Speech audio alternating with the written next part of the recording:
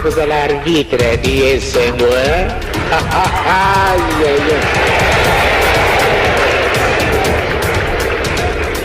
Iyo muntu mwindo atakuluba oyo ngumba batu mwindo oyo moko mwindo okukenda wapi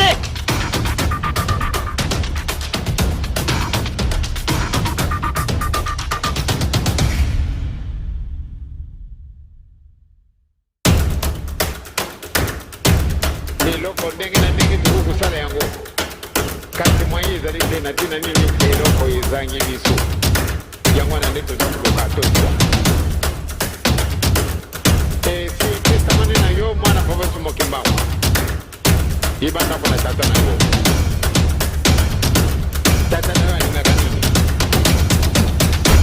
tata na yo alingaka nini ke malamu nde yo na ngai toyiba makambo wana pamba te azali tata na biso mais avec plus ma condition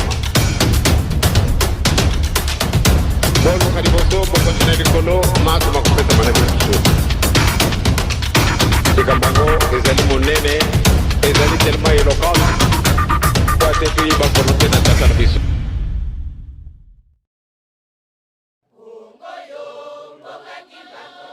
Chers compatriotes, à l'aube d'une nouvelle année, je vous souhaite à chacun de vous une bonne et heureuse année 2024.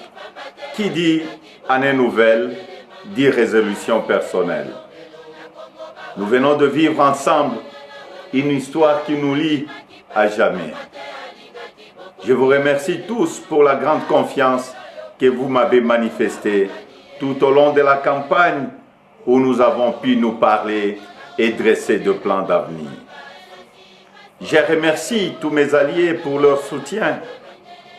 Je vous remercie tous pour le vote massif que vous m'avez accordé. Au cours de nos rencontres, j'ai constaté que nous voulions tous un avenir meilleur pour nos familles, nos enfants. La sécurité pour tous, la santé, les écoles, l'eau, l'électricité, de routes, de ponts, de bacs, de l'emploi, le salaire décent, un logement. Toutes ces choses simples qui devraient faire la dignité de tout Congolais, nous en rêvons. Je n'ai pas oublié les espoirs que vous avez placés en moi. Je n'ai pas oublié non plus vos exigences sur la qualité de celui qui doit gouverner notre pays. Vous me l'avez clairement exprimé. Vous voulez que le pays soit dirigé par des hommes intègres, ayant le sens de la justice et du bien commun. Vous exigez qu'on vous rende compte et qu'on vous associe plus étroitement à la gestion du pays, tant au niveau national, provincial que local. Lors de cette campagne, j'ai pris vis-à-vis de vous un engagement, celui de changer le Congo. Je n'entends pas le trahir. Depuis le braquage électoral du 20 décembre, dont nous sommes tous victimes, nous vivons une énième usurpation de notre souveraineté. De partout, j'entends monter des cris d'indignation, des cris de contestation, des cris de colère, des cris d'exaspération.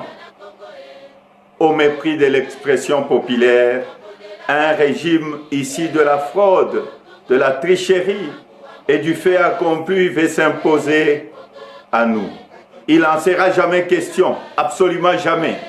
À l'aube de cette année nouvelle, au cours de laquelle nous aspirons à la paix, à la sécurité, à la stabilité et au développement, nous savons tous que nous ne pourrons jamais bâtir une nation apaisée et tisser le lien du vivre ensemble sur le mensonge, la fraude et la tricherie.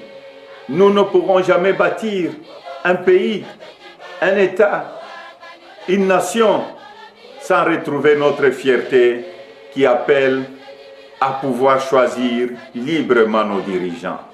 Le serment de liberté que nous ont légué le Père fondateur repose sur le lien sacré qui doit exister entre le peuple congolais et ses représentants. Tromper notre peuple ne fait qu'aggraver la lancinante crise de légitimité qui perdure dans notre pays et nous fait passer à côté de grands espoirs. Mes chers compatriotes, à vous tous qui avez porté vos suffrages sur moi, à vous tous qui savez qu'ensemble, un nouveau Congo est possible, je vous fais le serment de ne jamais vous abandonner. Nous entrons aujourd'hui dans une autre phase de notre quête pour la liberté. Nous devons ensemble soustraire notre pays des mains de la prédation, de la corruption, de la gabegie et de toutes les injustices. C'est pourquoi, avec d'autres compatriotes, avec les forces sociales et politiques et prise de liberté, un sursaut citoyen est nécessaire. Sauver notre démocratie est devenu plus qu'une priorité. C'est un devoir et je ne faillirai pas à mon devoir citoyen.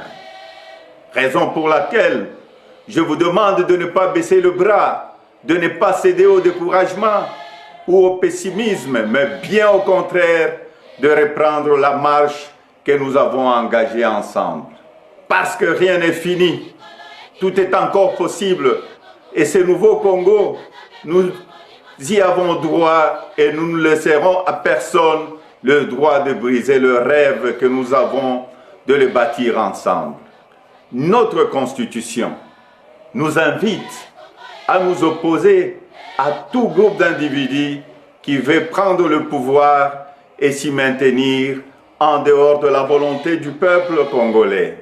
Pour notre dignité et l'avenir de nos enfants, nous sommes tenus de souscrire à tout le moyen qu'elle met à notre disposition pour refuser la fraude et l'installation de la dictature. Peuple congolais, tenons bon, restons mobilisés. Le temps de l'action est venu. Par des actions pacifiques, démocratiques, nous allons résister et reconquérir notre droit le plus légitime, celui de faire échec à la fraude et de reprendre en main notre destin avec les dirigeants de notre choix. Amis partenaires, frères africains, les Congolais n'ont-ils pas le droit de vraies élections?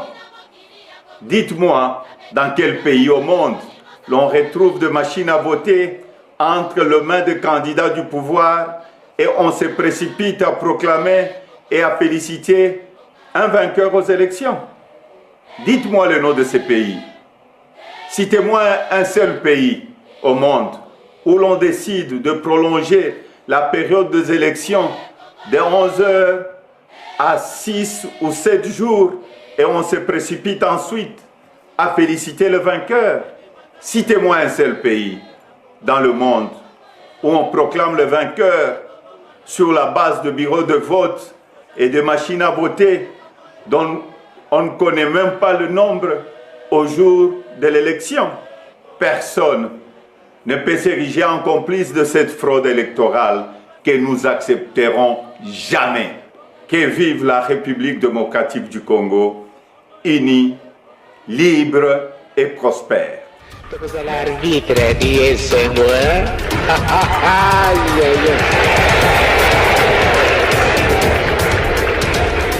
Iyo muntu mwindo zakuluba ni ngumba batu mwindo iyo moko mwindo okukenda wapi